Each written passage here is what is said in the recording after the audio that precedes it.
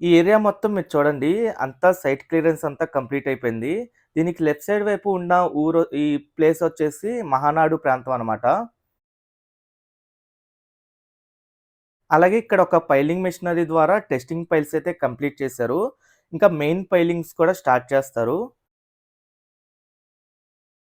నేను సేకరించిన డేటా ప్రకారం దాదాపు 45 మీటర్ల డెప్త్ వరకు పైలింగ్ వేసే అవకాశం అయితే ఉంది. అంత డెప్త్ వరకు పైలింగ్స్ వేసిన తర్వాత మళ్ళీ దానిపైన ఇంకా ఫూటింగ్స్ గాని అయన్నీ ఏర్పాటు చేసిన తర్వాత ఈ వాల్ అయితే కన్‌స్ట్రక్షన్ జేస్తారు.